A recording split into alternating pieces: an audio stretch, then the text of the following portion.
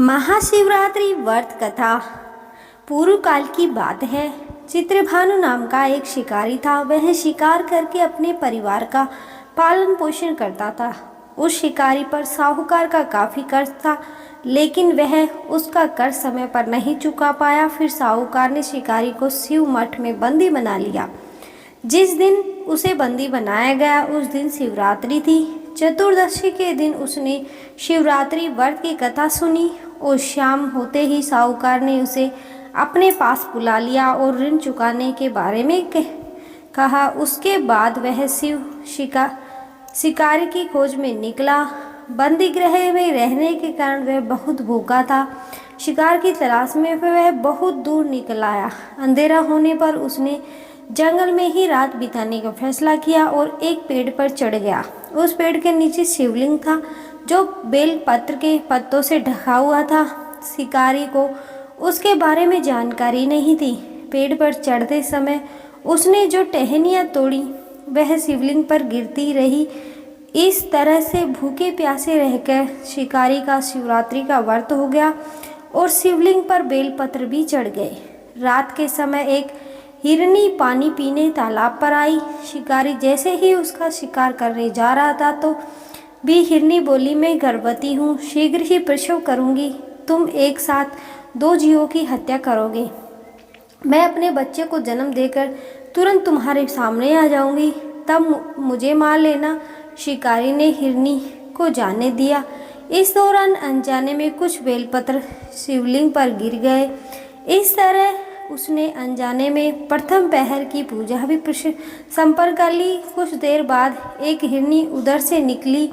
जैसे ही शिकारी से मारने के लिए धनुष बाण चढ़ाया ही था कि हिरनी ने विनम्रता पूर्वक निवेदन किया कि हे शिकारी, मैं थोड़ी देर पहले ही ऋतु से निर्गत हुई हूँ, कामातुर विरहिणी हूँ, अपने प्रियतम की तलाश में हूँ। अपने पति से मिलकर मैं तुम्हारे पास आ जाऊंगी। शिकारी ने उसे भी जाने दिया। रात का आखिरी पहर बीत रहा था, तब भी कुछ बेलपत्र शिवलिंग पर जा गिरे।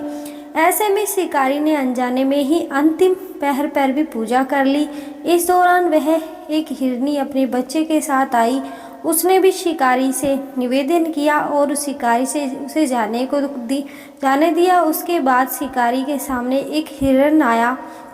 शिकारी ने सोचा कि अब तो मैं यहाँ न जाने दूंगा, इसका शिकार करूंगा। तब हिरण उससे निवेदन किया कि मुझे कुछ समय के लिए जीवन दान दे दो। शिकारी ने पूरा रात की घटना उसे हिरण को सुना दी।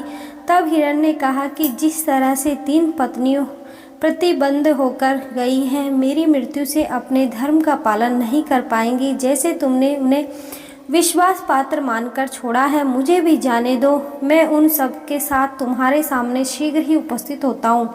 शिकारी ने उसे भी जाने दिया। इस तरह सुबह हो गई। उपवास, रात्रि जागरण और शिवलिंग पर बेलपत्र चढ़ाने से अनजाने में ही शिवरात्रि की पूजा पूर्ण हो गई। लेकिन अनजाने में हुई पूजा का परिणाम उसे तत्काल मिला। थोड़ी देर बाद हिरण और उसका परिवार शिकारी के सामने आ गया। उन सभी को देखकर शिकारी को बहुत गिलानी हुई और उसने पूरे परिवार को जीवन दान दे दिया। अनजाने में शिवरात्रि व्रत का पालन करने पर शिकारी को मोक्ष की प्राप्ति हुई।